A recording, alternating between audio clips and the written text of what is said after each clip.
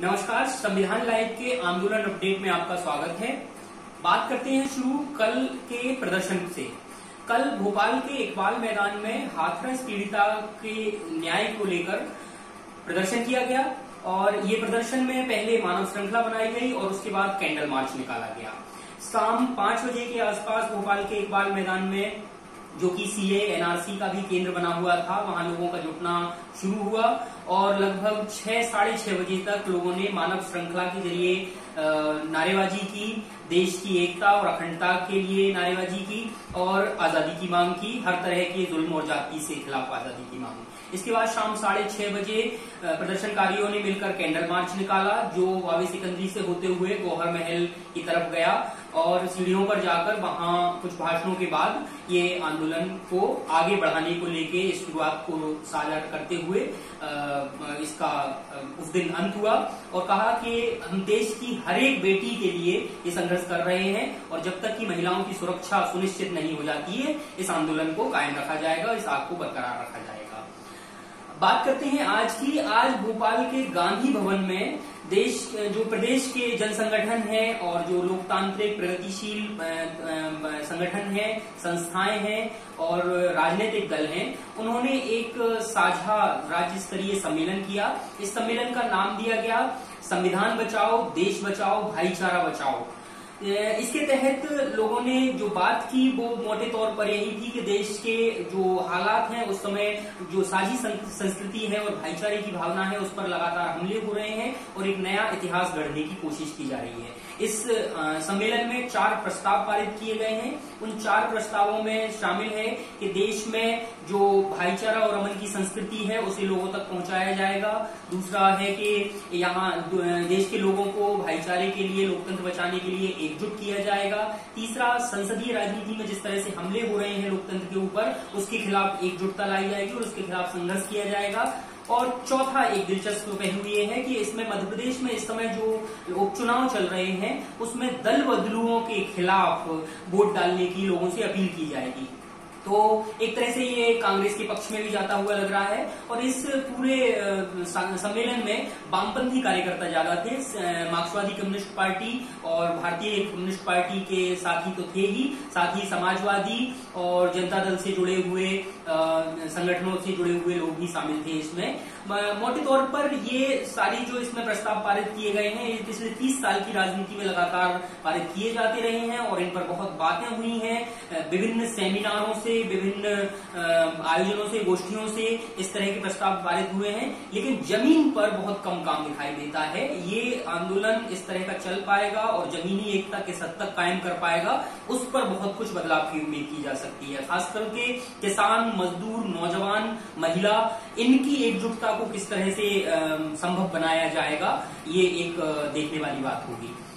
यहां से चलते हैं देश के उन 3 बड़े आंदोलनों की ओर जो इस समय बदलाव की एक पृष्ठभूमि तैयार कर रहे हैं। इसमें किसानों का जो आंदोलन चल रहा है वो आंदोलन अब पूरे देश में फैल गया है और देश भर में रेल रोको आंदोलन की तर्ज पर, ये पंजाब को और हरियाणा का जो रेल रोको आंदोलन था उसकी तर्ज पर आंदोलन किया जा रहा है। मध्य प्रदेश में भी कुछ जगहों पर रेल रोकी गई। उत्तर प्रदेश में हालांकि हाथरस कांड को लेकर एक अलग तरह का माहौल है, लेकिन किसान भी एकजुट हो रहे हैं।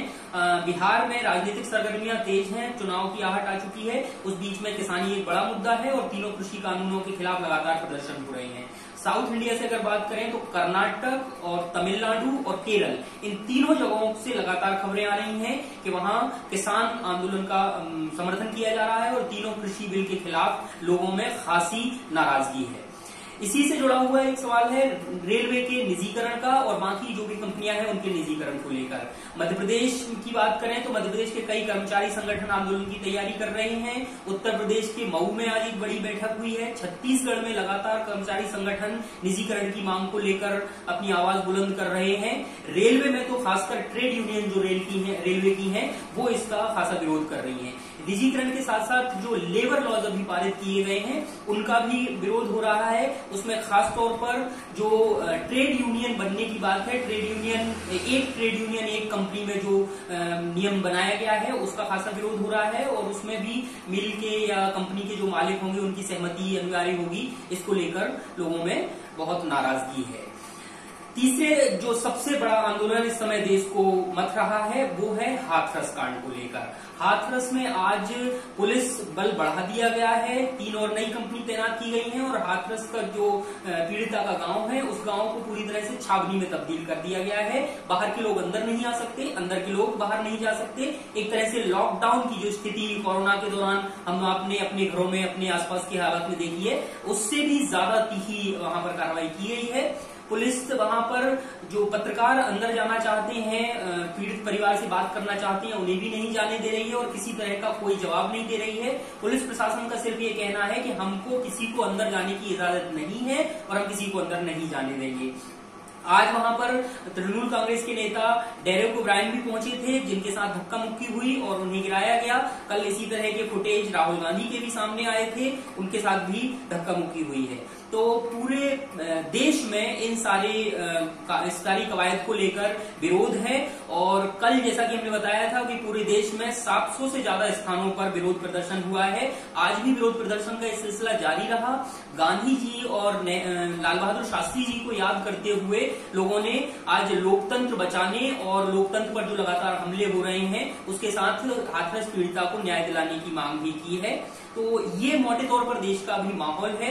उम्मीद की जा रही है, जो विपक्षी पार्टियां हैं खासतौर से, वो उम्मीद कर रही हैं कि इन आंदोलनों से जो एक पूरा जन विद्रोह तैयार हो रहा है वो मोदी सरकार के लिए घातक होगा और भाजपा की 6 साल की जो सरकार है वो अगले आम चुनाव के पहले ही मुश्किल परिस्थितियों में फंस चुकी है।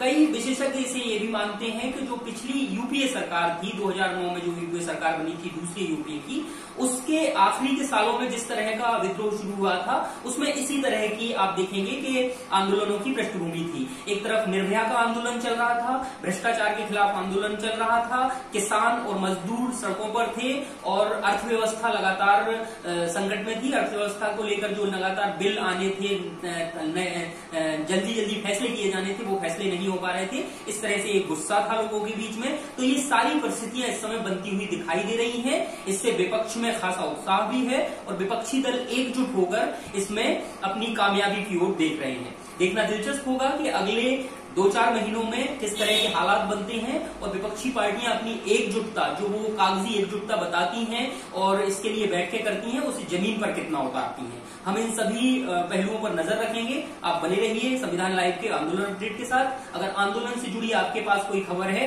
तो हमें जरूर भेजें। नीचे डिस्क्रिप्शन बॉक्स में हमारा मेल आईडी और फोन नंबर मौजूद है। बहुत बहुत शुक्रिया।